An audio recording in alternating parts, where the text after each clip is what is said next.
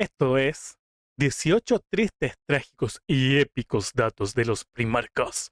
Parte 2, porque las segundas partes siempre son mejores. Al menos con este video. Pues bienvenido a 18 tristes, trágicos y épicos datos de los Primarcas de Warhammer 40.000 parte 2. Sí, esto no se supone que debía ser una saga, solo yo haciendo un video rápido para ir a almorzar temprano ha alcanzado su segunda edición. Porque autocontrol es un concepto que no existe en mi cabeza. Como sea, prepárate porque se viene información Nos pasa a todos, Leo, yo con los videos estoy igual. fuerte, así que sujétate de tu tacita ya que iniciamos. Angron, el Ángel Rojo. Aunque él realmente odiaba este título, es el primarca de la 12ª Legión, los Perros de Guerra, a los cuales él terminaría renombrando como los Devoradores de Mundos. Angron es uno de los personajes más fascinantes de este universo, pues nos presenta a un hombre que sufrió desde el instante mismo que ganó conciencia. Y miren, se supone que Angron, cuando cayó de su supercápsula espacial de Mega Beta, lo primero que sintió fue dolor, porque la nave al chocar tan fuerte contra el planeta donde cayó, los cristales se le enterraron en la carne. Entonces lo primero que sintió fue dolor. Fue esclavo de masa, fue un gladiador, lo crió otro gladiador, fue obligado a matar a ese gladiador, fue llevado a una operación quirúrgica donde le sacaron parte del cerebro y le instalaron un aparato que se llama los clavos del carnicero, que si no está sufriendo ira, lo único que siente es dolor. Todo lo que ha conocido es sufrimiento y los pocos momentos de auténtica felicidad se le fueron arrebatados de la peor forma posible. Pero en el momento que ganó control sobre el destino de otros, cuando le tocó ser un líder para su gente, se volvió un tirano sediento de sangre que buscaba de la forma más sádica posible lastimarlos en un intento de desquitarse, convirtiéndose en aquello que despreciaba y sentenciándolos al mismo horrible destino. Es verdaderamente todo un dilema que deja a la comunidad pensando sobre el verdadero carácter de una persona. Claro, ya en un video aparte podremos hablar a profundidad de la compleja mente de este hombre, pero por ahora quédate con que cuando digo que Angron busca torturar a sus hijos, lo digo en serio. No tenía problemas en matarlos en inesperados arranques de ira y famoso era su decreto de que Qué conche su madre más grande. su legión solo tenía una cierta cantidad de horas para conquistar un mundo. Si fracasaban, el 10% de ellos serían ejecutados, si es necesario, por sus propias manos. Todo era tan horrible que sus propios devoradores de mundo pensaron en traicionarlo incluso antes de la herejía de Horus. Varios de sus hijos, llevados por la ira, se atrevieron a hablar frente a él, negando sus órdenes de matar a sus hermanos solo por caprichos sin sentidos, lo cual terminaba en un primarca perdiendo el control y masacrando a todos por igual. Angron verdaderamente representaba una amenaza para todos constantemente. Bueno, estaba loco, solo era ira. Algunos quieren creer que debajo de toda esa violencia se encontraba una buena explicación para justificarlo. Los clavos del carnicero no le permitían pensar claramente.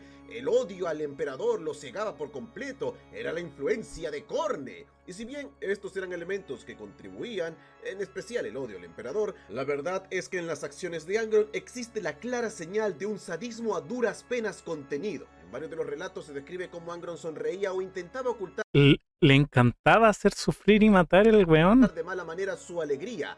Él quería lastimarlos, le gustaba lastimarlos, no sentía el menor amor o compasión por ellos. Nunca les importó en lo más mínimo, a pesar de que no tenían la culpa de todo lo que le había pasado. Ellos eran verdaderamente inocentes en toda esta tragedia, pero aún así serían sus víctimas. Sin lugar a dudas, todo esto se deja más claro en los sucesos del planeta Bot.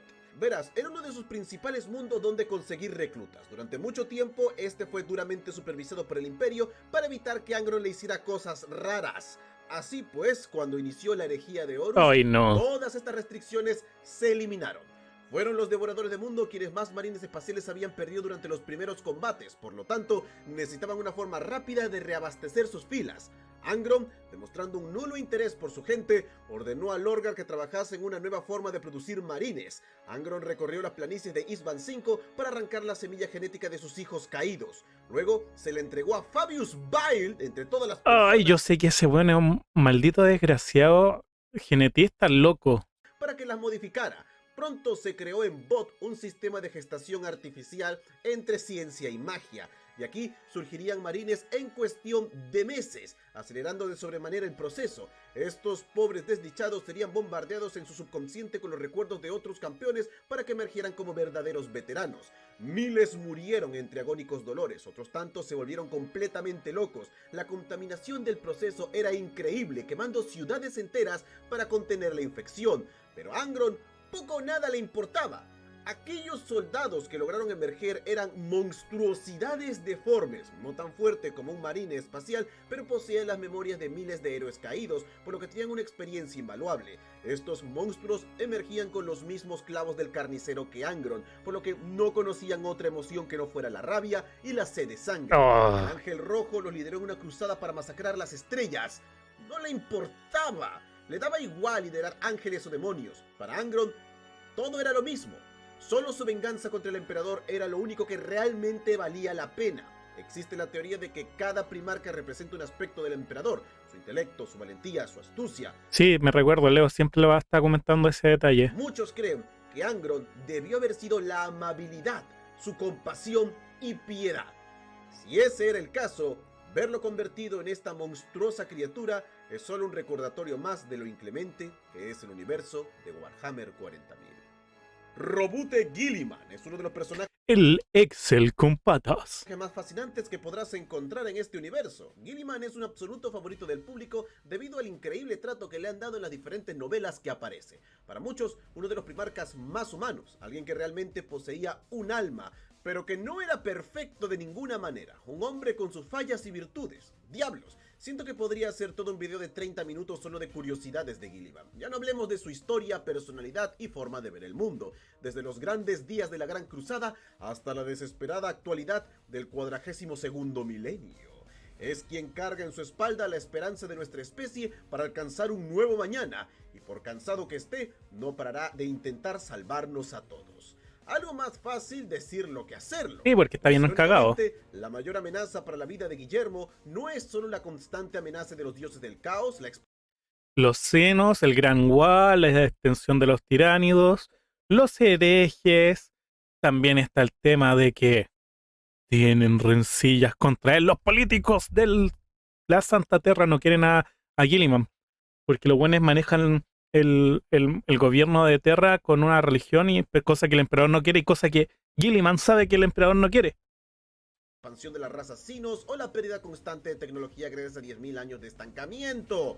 No, lo que realmente impide a Guilliman salvar a la humanidad es la humanidad. Verás, realmente casi nadie o muy poca gente confía en él, por lo menos que estén en puestos de poder importante. Y la verdad, existen múltiples razones para esto. Para ser honesto, la raíz de la desconfianza hacia este hombre viene de dos puntos importantes. Número uno, la forma en la que volvió a la vida. Todo con ayuda de una hechicera Eldar quien usó magia extraña, herética, para lograr su objetivo. Por lo que muchos susurran que el primarca podría estar siendo realmente controlado por esta especie y en secreto está puede ser llevando a cabo un plan de varios pasos para asegurar la caída de la humanidad desde adentro. Segundo, y más importante, el rechazo del primarca hacia la religión. Guilliman ha expresado en múltiples ocasiones su desprecio hacia el credo imperial, negando la divinidad del emperador y sobre todo la suya propia al ser su hijo. Ven, se lo dije. Esto puso a la gente muy nerviosa, pues si no cree que el emperador es un dios, si no lo adora o busca complacerlo, ¿qué es lo que realmente limita a Guilliman de tomar el poder? Las cosas no mejoraron cuando ordenó la expansión de su propio territorio, el reino de ultramar, para reconquistar mundos perdidos. Además que varios planetas ya no serían gobernados por simples humanos, sino que estarían ahora a cargo de marines espaciales. Sus marines, por supuesto. Claro, la situación en la galaxia... A ver, es entendible, no confías en nadie por cómo lo están manejando, así que ocupas a tus propias fuerzas. Es crítica. El imperio se ha dividido en dos y una de las partes no tiene ningún tipo de orden o control. Están solos en la oscuridad.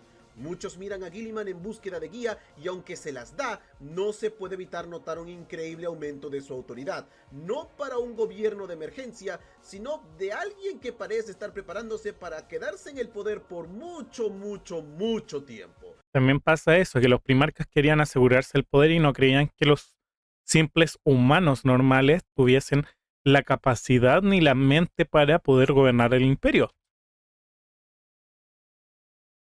Más de lo que sería necesario.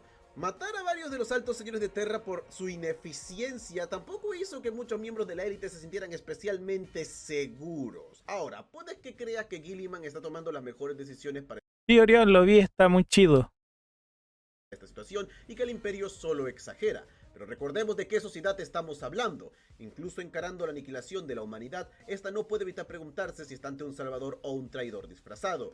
Es cada día más normal ver gente moviéndose en diferentes mundos, no contra el imperio, sino acusando al primarca de intentar usurpar el puesto del emperador. Y varios de los que están incitando estos movimientos son antiguos miembros de las élites, siendo Los buenos lo están haciendo para quedarse el poder nomás.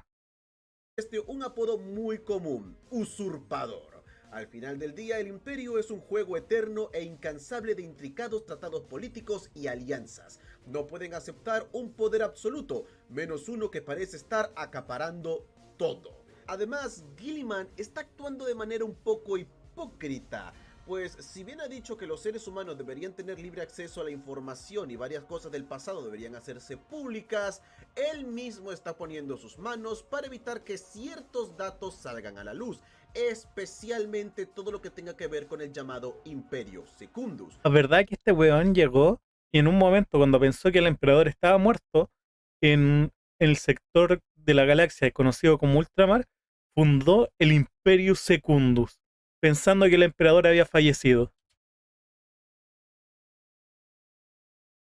Un imperio que creó con sus hermanos cuando creyó que Terra había caído y el emperador estaba muerto en los momentos más álgidos de la herejía de Horus, otorgando a Sanguinius el manto de emperador.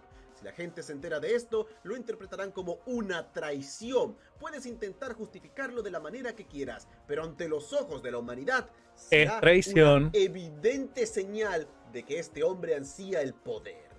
Habría traicionado a su padre y esto sería una nueva guerra civil. Una segunda herejía, pero ahora él como architraidor. Por lo menos así lo dibujará la historia. Sí, es verdad. Desea evitarlo, pero es casi imposible. Ha intentado crear leyes para ayudar al imperio, es verdad, pero estas son interpretadas de mil formas distintas porque muchos simplemente no respetan su autoridad. La eclesiarquía no aleja sus ojos de él, esperando cualquier señal de corrupción para nombrarlo como hereje. Sus acciones son cada día más y más cuestionables. ¿Es realmente un héroe o solo un oportunista? ¿Salvador o No, Orión. El verdadero emperador es Henry Cavill. usurpador? Para ti puede que la respuesta sea clara, pero el imperio aún decide qué creer Orión y no Mactazo importan los hechos. dice: Para ellos, ¿dónde está la parte de que el tiro le sale por la culata? Es que estamos viendo datos de los primarcas. creer es más que suficiente. Mortarion, este es uno Oh, este príncipe demonio me gusta caleta. de mis favoritos. Mortarion es el primarca que más difícil la tuvo durante sus primeros años. Cayó en Barbaros, un planeta tan horrible, tan espantoso, que el propio emperador borró toda mención sobre él para evitar el pánico en la humanidad sobre las criaturas Imagínense un planeta de puros lich de Warcraft, e incluso peor que eso. que lo habitaban. Mortarion creció allí donde su carne, su mente y su alma fueron alterados de forma que ninguno de nosotros podríamos imaginar. Surgió victorioso ante la locura, pero esta nunca Orión lo abandonó Mactazo del todo. Se dice: comprendo. dice que los primarcas son incapaces de olvidar. Como cabría esperar, tienen memorias perfectas. Por lo tanto, no existe falta cometida contra ellos que realmente olviden, pero sí que pueden perdonar. Eso es especialmente cierto con Mortarion, pues él nunca olvida, jamás, ni un instante, ni una sola de las faltas cometidas en su contra, y sobre todo, nunca busca el perdón. Ay, weón, su diseño es la raja. Me gusta mucho Mortarion. Si lo lastimaste u ofendiste, aunque sea de la manera más minúscula, prepárate, porque jamás te va a dejar olvidarlo. Sin importar lo que hagas, nunca volverá a confiar en ti. Sus emociones están estancadas, alimentando esta bilis durante milenios si es necesario. Cuando el emperador lo encontró, le quitó la oportunidad de matar a su padre adoptivo, el ser que lo había torturado desde el principio de su conciencia, una abominación sin nombre que hizo su vida un infierno. Para Mortarion fue el máximo insulto, algo que No le dejó terminar su misión, lo que él buscaba, su añoranza. jamás pudo perdonar. Pero por lo visto, el emperador realmente deseaba que su hijo se uniera a sus filas, realmente lo salvó, si bien no por amor, sí por alguna especie de aprecio. De todos los primarcas que posteriormente se volverían traidores, fue con el que más tiempo y esfuerzo invirtió para intentar ganarse su lealtad, como si realmente quisiera que se mantuviera a su lado como uno de sus hijos más leales. Es irónico que Mortarion era el primarca que más castigo podía tolerar, por cierto, sí, de entre todos. Casi nada podía hacerlo retroceder sin importar lo mucho que lo lastimaras. Incluso los golpes de otros primarcas parecían tener poco efecto sobre él. Este hombre nunca cedía. Quizás al emperador le gustaba eso, sea como sea. Mortarion demostró rápidamente ser un guerrero sin igual, pero también era de los primarcas más conflictivos, especialmente contra su hermano Magnus y todos aquellos que presentaran la más mínima pizca de Sí, porque los tipos que lo torturaron eran psíquicos. poderes psíquicos. No confiaba en ellos. Y Magnus era un psíquico. Nada raro tomando en cuenta que los monstruos que lo capturaron de pequeño eran todos criaturas psíquicas extremadamente poderosas. Ven, se los Su dije. odio era tan extremo que purgó a todos aquellos con poderes psíquicos de sus filas, salvo a los astrópatas que eran necesarios para hacer viajes largos, aunque los despreciaba a muerte. Llegó a amenazar a Magnus e incluso casi mató a Malcador, el sigilita, el best friend forever del emperador, cuando este le pidió un voto de confianza. Malcador era también un psíquico. Su desprecio no conocía igual. Por eso, en un último intento por ganarse la confianza de Mortarion, Malcador le contó la verdad. Fue el único primarca en conocer de manera completa el verdadero alcance del proyecto Telaraña. Wow. Mucho antes incluso que Horus sea nombrado Señor de la Guerra. Sí, es verdad, este proyecto sería utilizado para movilizar a la humanidad por la galaxia sin tener que depender de la disformidad. Eso todo el mundo ya lo sabe. Pero lo que pocos saben es ¿qué pasaría entonces con los navegantes? ¿Qué pasaría con los psíquicos? Al ya no depender de la disformidad, sus habilidades ya no serían necesarias. Malcador le dijo a Mortarion que no serían eliminados, sino que serían curados. Les ¿Cómo curados? bloquearían el gen psíquico con la ayuda de las Hermanas del Silencio. No más astrópatas, no más marines psíquicos, no más de esas amenazas corriendo por la galaxia amenazando con invocar demonios. La raza humana estaría completamente libre de esta amenaza, de una vez y para siempre. Una galaxia sin este mal. Era todo lo que Mortarion siempre había soñado. Por eso debía creer en el emperador. Por eso debía creer en la humanidad. Perdonar, aunque sea solo esta vez. Ay, pero muy difícil, este tipo es venenoso. Pues el futuro que deseaba construir no permitiría que otros sufran como él había sufrido. Malcador le dijo que él sería el pilar de este nuevo imperio, los huesos de una humanidad reforjada. Mortarion es importante para su gran plan. Nunca antes a un primarca se le había dado tal voto de confianza. Por desgracia, ya saben cómo va la cosa. Muy mal. Las vidas de Barbarus eran demasiado incluso para alguien como él. Al final del día, decidió traicionar al imperio por el crimen que su padre había cometido en su contra. Incluso ahora sigue recordándolo, y ni la muerte puede detenerlo, pues Mortarion buscó en la disformidad el alma de su padre adoptivo, el monstruo que lo torturó para mantenerlo encerrado en su recámara, torturándolo por toda la eternidad, incapaz de perdonar o avanzar, eternamente furioso, eternamente en guerra. Lo cual tiene mucho sentido con que el demonio al que sirve, el dios del caos que sirve, sea Norgul. Porque este es el dios de la pudredumbre y la muerte, y todo lo que queda muerto no cambia más.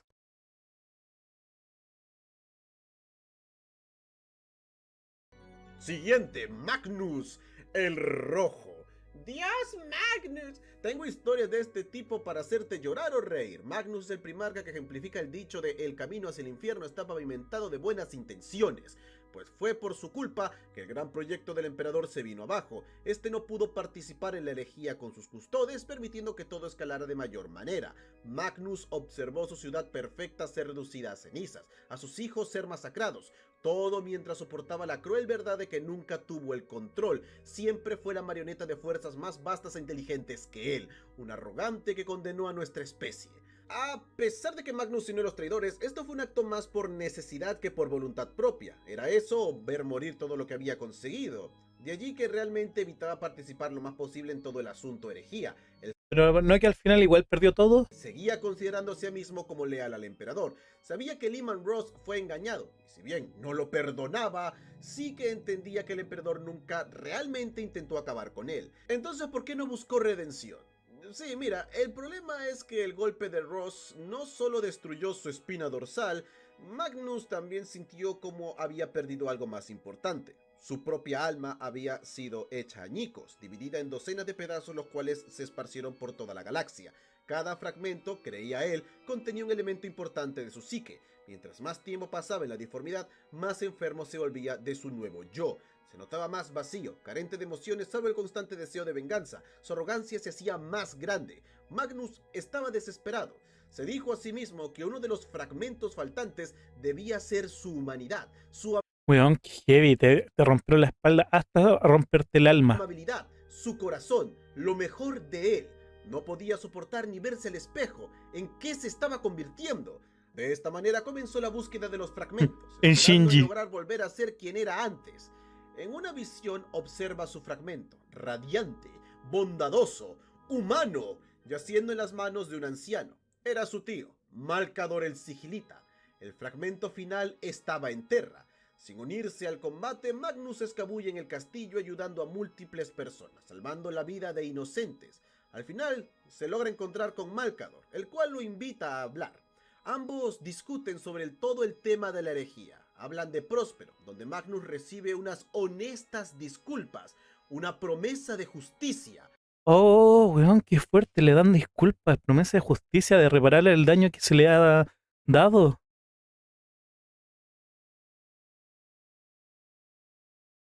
Por primera vez en mucho tiempo, el Primarca sintió que estaba siendo redimido, que existía una esperanza, que podía levantarse de todo esto. Entonces le pide a Malcador el fragmento de su alma. Malcador le repite que no es necesario, que solo Ay, weón, Orion esto. Mactazu dice: la trama se complica, bueno, si es que no se complicara todo el tiempo. En Warhammer existe el pasó esto, pero y luego todo se va a hacer mucho peor. piensa en todo lo que había pasado, lo que había hecho para llegar allí, la gente que había salvado sin realmente ninguna necesidad, solo porque su corazón así lo pedía. Magnus insistió en que necesitaba su fragmento, que ese era su verdadero corazón, su todo, su humanidad, con el que todo volvería a ser como antes. Sus ojos se abrieron de golpe cuando Malcador dijo que eso no es verdad. Magnus, furioso, se puso de pie tomando a su tío por el cuello, gritando, exigiendo que le devolviera su fragmento, que era suyo, suyo, y nadie podía negárselo. Malcador le repite que la bondad siempre estuvo dentro de él, siempre ha estado en él y siempre lo estará. Magnus no puede aceptarlo. Va a pasar algo muy malo, weón. Todos los errores que ha cometido, todas las fallas que ha hecho hasta ese momento es porque no posee ese fragmento. Eso Ay, significa que puede ser el mismo sin el fragmento, significa que todo lo que ha hecho es por él mismo y no porque parte de su alma esté corrupta, sino que, de hecho, la base de su esencia era esa. explica sus errores, sus crímenes. Eso era que todo vuelva a ser como antes, que vuelva a sentirse bien, que ya no lo atormenten los recuerdos de sus fracasos. Su rostro se retorció en una mueca de horror cuando Malcador le confiesa que ese fragmento ya no se encuentra allí. ¿Qué hiciste?, le grita Magnus Orion completamente Mactazu enfurecido. dice: cuando tu realidad vuelve, pero con represalia.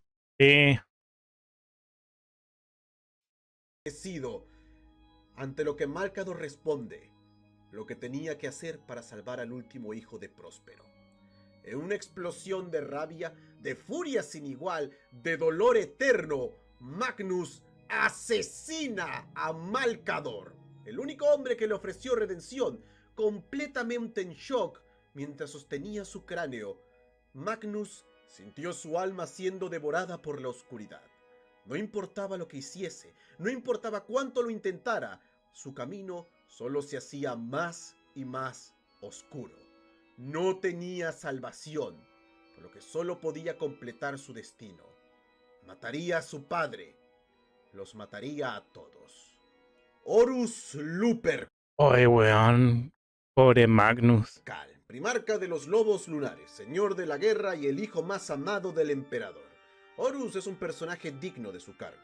No es tu típico tipo malo calvo de los sábados por la mañana. Ahora, sin lugar a dudas, el punto más importante en la vida de Horus fue su nombramiento como el señor de la guerra. Básicamente cargaría con toda la responsabilidad ahora que el emperador regresaría a Terra.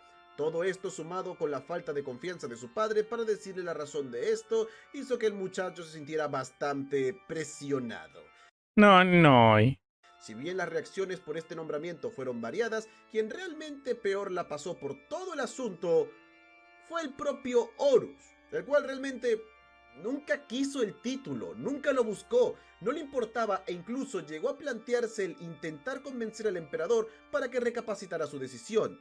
Lo que no sabía Horus era que esto realmente nunca fue una elección, jamás hubo otro candidato. Él siempre fue el señor de la guerra.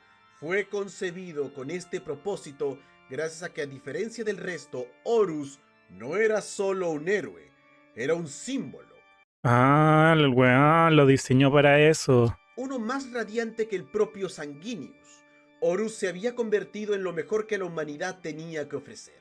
Era una idea a lo que aspirar, un héroe de leyenda que llenaba los corazones de nuestra especie de determinación, gracias a sus palabras, pero sobre todo a sus acciones. Los portadores de la palabra lo describían como una estrella, la más brillante en el firmamento, aquella que permitía a la humanidad soñar con esperanza. No había ni una sola alma en el imperio que lo despreciase, pero sobre todo, no había ni uno solo de sus hermanos que no lo obedeciera. Era perfecto. De allí que su caída doliese tanto. Pero a quien más lastimó todo esto fue el propio Horus. No existe ni un toque de ironía cuando en el tráiler de la herejía que todos conocemos, sus primeras palabras son: yo no quería esto. Porque realmente nunca lo hizo. Él no quería ser el señor de la guerra, él no quería ser el architraidor, él no quería nada de esto. Él solo quería el pulgar arriba de papi. ¡Nada! Pero era un peón en el juego de entidades más grandes de lo que podía comprender. En la última noche antes de ejercer oficialmente su nuevo rango de señor de la guerra, se da cuenta de una verdad primordial, de algo importante en su persona, que él simplemente no quiere que nada cambie. Para él, las cosas están perfectas tal y como están. ¿Por qué todo tiene que irse al demonio de una forma tan drástica? Nunca volverá a hacer lo mismo. Su relación con sus hijos, con su padre, sus hermanos. Y eso le destruía el corazón. Al final aceptó el cargo, por supuesto, pero siempre se preguntó: ¿por qué no Rogal? ¿Por qué no Guilliman? ¿Por qué no Sanguinius? ¿Por qué su padre lo dejó caer? Pues tiempo después descubriríamos que el emperador sabía que cualquiera que cargase con el título de señor de la guerra se convertiría en traidor. Básicamente eligió a Horus. Muy conocida y bastante aceptada es que el emperador quería que Horus lo traicionara. Claro, no apoyado por los dioses oscuros, pero sí que iniciara una rebelión por su lado. Ya hasta ese momento había presentado problemas con las decisiones de su padre, su arrogancia ya se había dado de notar, por lo que muchos creen que este sería el último paso lógico para empujarlo al destino final. ¿Por qué el mejor de ellos?, te estarás preguntando. Horus era tan amado, tan querido, tan espectacular. ¿Por qué sacrificaría Sí, la verdad no tiene sentido por qué sacrificarlo a él. al más radiante de sus hijos? Muchos creen que era para matar el mito del héroe, pues al final el plan del emperador era que la humanidad se gobernase a sí misma, sin primarcas o seres sobrehumanos, solo nosotros. La caída de Horus sería el símbolo final. No necesitamos héroes de leyendas, no necesitamos símbolos, solo a la humanidad. Pero no tomo en cuenta que este no era un peón, era su hijo, era una vida, era un hombre cuyo único, más ferviente deseo era que nada cambiase. Esa es la tragedia de Horus Lupercal. Ay, weón, traicionado por tu padre. Lorgar Aurelian. Este weón es un fanático religioso. Existe mucho que decir sobre Lorgar, mucho que asimilar, mucho que entender y mucho que especular. Pero en lugar de hablarte de alguna acción o momento importante, creo que en su caso es mejor que entiendas cómo funciona este hombre bajo sus propias palabras. Esto es un monólogo que comparte Lorgar Aurelian a su hermano Magnus el Rojo después de la batalla de Khalt, donde casi logra matar a Robut de Guilliman. Khalt es el contratiempo sincopado de la canción, el ritmo debajo de la rima. Tanto fuego, tanta miseria, tanto dolor. El sufrimiento siempre ha alimentado la disformidad, en manchas aleatorias y estigmas. Ahora aprendemos la virtud del control. ¿Puedes oírlo? ¿Puedes oír el dolor agitando las mareas?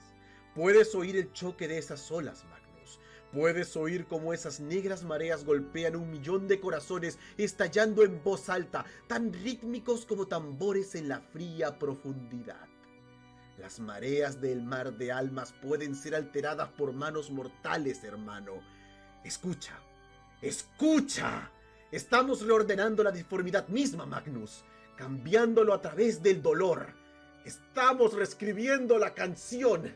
Allí, un barco arde en la atmósfera de Latona. Los gritos de las almas condenadas resuenan en el Empirio. Y allí, un buque de guerra se abre paso en la superficie de Eulixis, cavando su propia tumba, llevando 100.000 almas chillando al más allá. Puedes escucharlos morir, Magnus. Escucha la canción cambiando en el tiempo sus esencias extinguidas.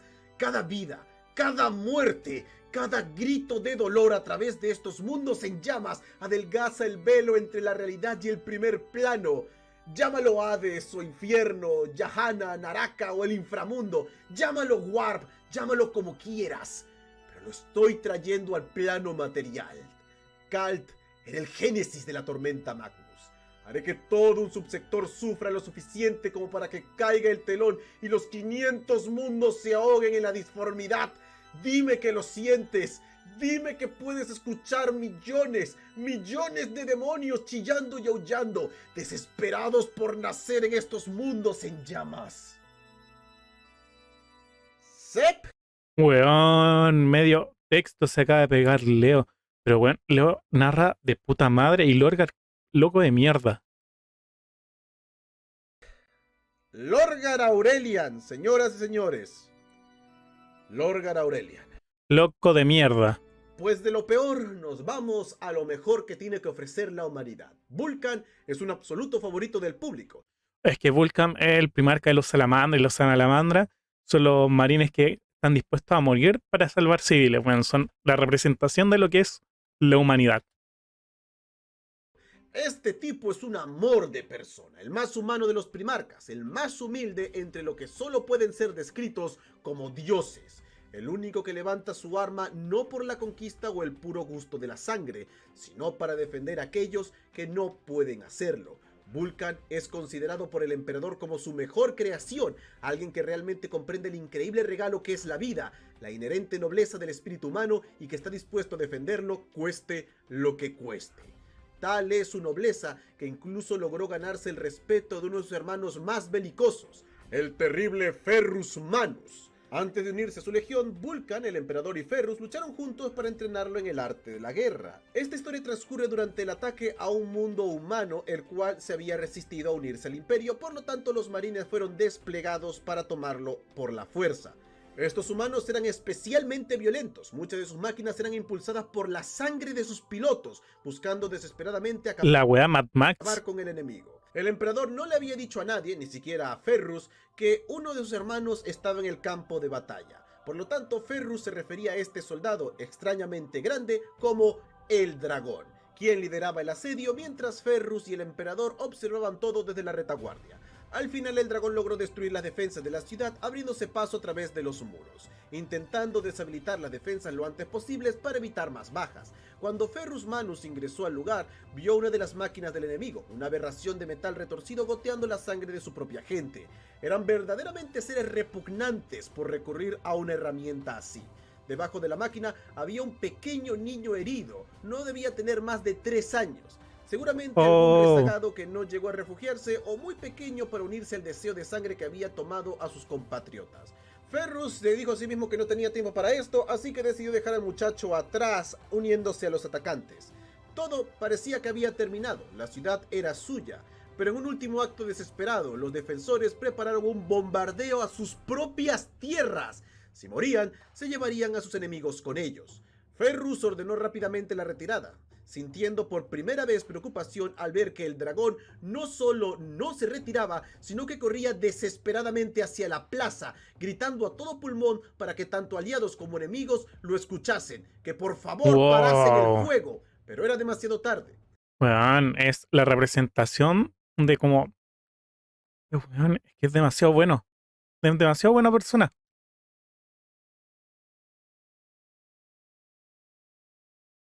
Las bombas cayeron, la ciudad fue reducida a escombros. Ferrus vio con horror cómo este hombre, este soldado, había caído. Nadie podía sobrevivir a algo así. Eran armas de destrucción masiva, un bombardeo pesado y constante con una fuerza abrumadora. Ni un primarca se mantendría en pie. Parecía que el tiempo se había congelado, hasta que una voz rompe el suspenso. Escucharon un espera. Era un susurro, pero resonó y todos pudieron oírlo claramente. Luego sus pisadas. El dragón emergió de los escombros. Su casco había sido destruido junto con gran parte de su armadura. Sangraba terriblemente, pero aún estaba con vida. Ferrus, incrédulo, solo le dijo: ¿vives? Ante lo que el dragón respondió: sí, y ella también, descubriendo a la pequeña niña de 3 años que había salvado. Derramé sangre por una vida, por la inocencia. Ella no está sola, hay otros. Esta guerra debe terminar. Cuando los defensores vieron al primarca arriesgarse de esa forma, arriesgar su vida por uno de los suyos, perdieron todo deseo de luchar. Obvio, o sea, estáis viendo un ícono de lo que es la preocupación por el pueblo. Se rindieron. El primarca prometió piedad, un gobierno justo, prometió ser honesto con ellos y que juntos compartirían el sueño de una raza unificada, una humanidad fuerte, donde todos podrían tener un espacio entre las estrellas. Se dieron cuenta que no era un dragón, era una leyenda, un hombre como ellos y como todos. Era Vulcan, un héroe. Corvus Corax. Grande Vulcan. Lo de este amigo no tiene nombre, es solamente Sad. Para Corvus, la herejía fue especialmente dura, porque al ser de los últimos primarcas a ser encontrados, no es que disfrutó mucho de los grandes días de la unidad imperial. Además que su legión fue de las más golpeadas, siendo casi diezmada durante la masacre de Iceband 5 y posteriormente su semilla genética sería infectada por ataques de la Legión Alfa. El hombre no había tenido un buen lunes. Lo que estás a punto de escuchar sucedió tiempo después, cuando se encontró con un inconsciente Leman Russ. Este acababa de enfrentar a Horus y quedó noqueado por el esfuerzo. Sus hijos estaban a punto de ser asesinados, pero Corvus aparece a último momento para salvar el día. Es allí donde el cuervo resguarda el cuerpo de su hermano y en completa confidencialidad le hace una confesión. Todo esto... ¿será lo que le diga? Es culpa de los primarcas. No me refiero por sus voluntades débiles o aspiraciones que los Entonces, ¿por qué es su culpa? llevaron a la traición. No, sino de una forma más profunda, más terrible. Son algo antinatural, algo imposible, algo que no debería existir, algo que viola todas y cada una de las leyes del universo. Recordó las palabras que un hechicero, así es como él mismo se había descrito, le dijo hace un tiempo. ¿Cómo podría el emperador crear tales semidioses con solo la ciencia? Guerreros que pueden resistir los proyectiles de los tanques, líderes cuyas palabras deben ser obedecidas, criaturas con poderes mucho más allá de cualquier guerrero trueno legionario. ¿Por qué Sí, es verdad, y sabemos que metió posiblemente ahí cosillas del poder de la disformidad. crees que el emperador decidió no simplemente recrear a sus hijos cuando se perdieron?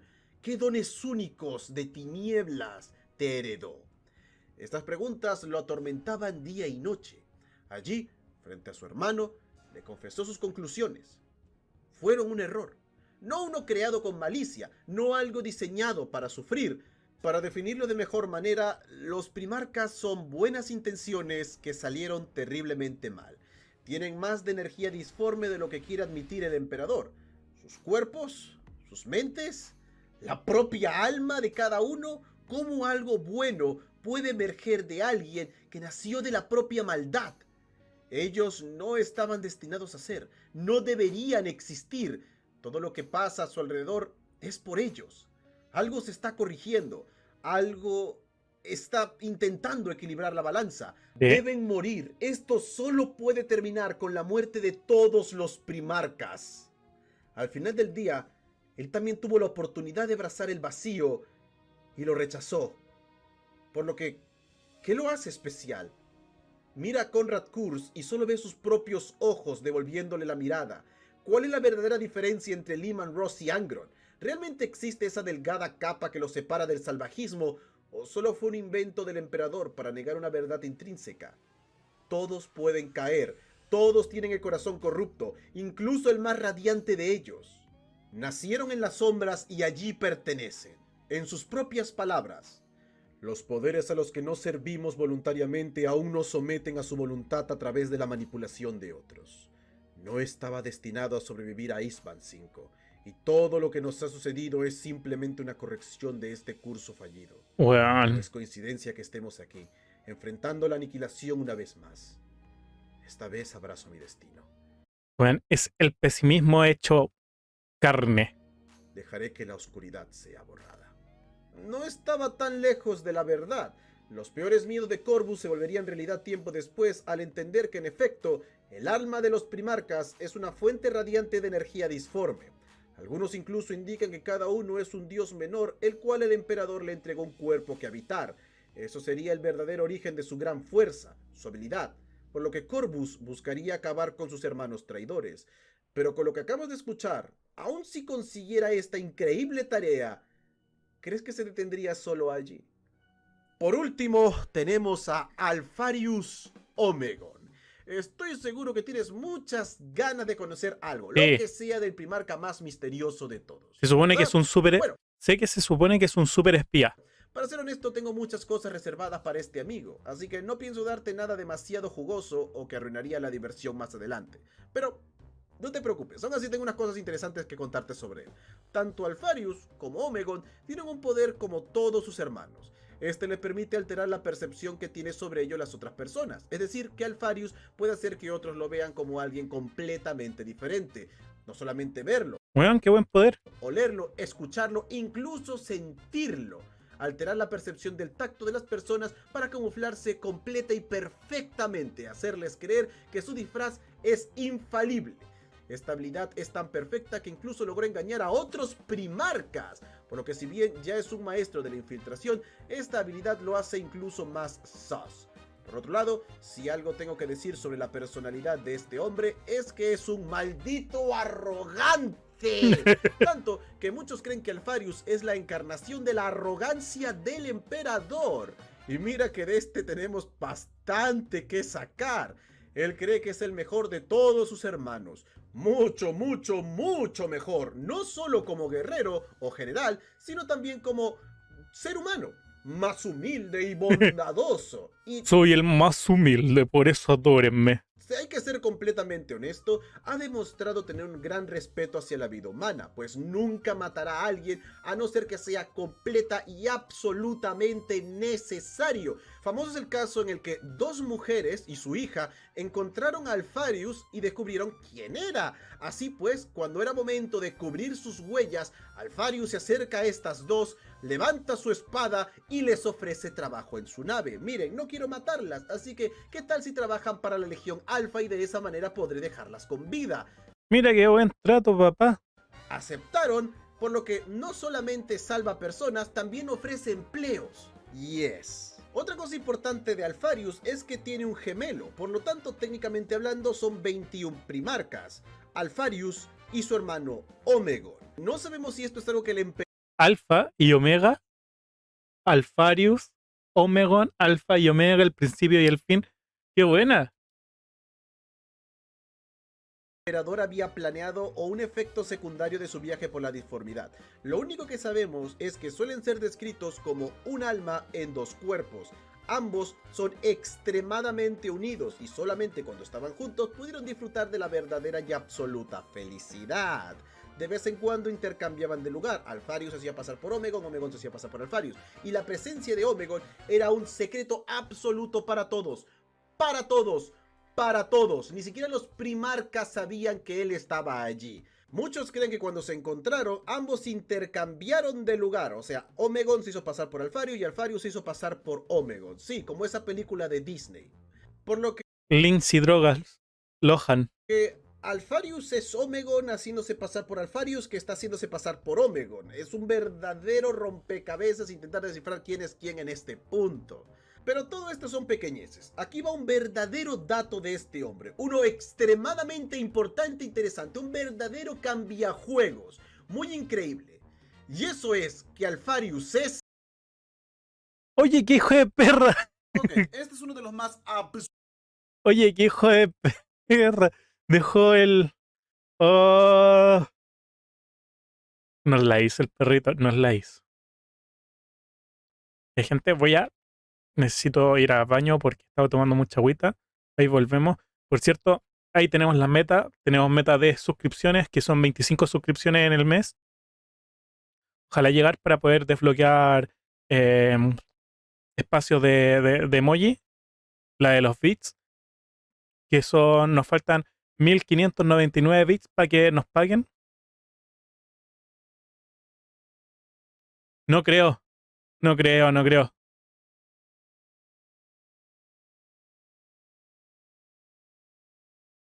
Pero es que el corte era demasiado preciso. Entonces no creo.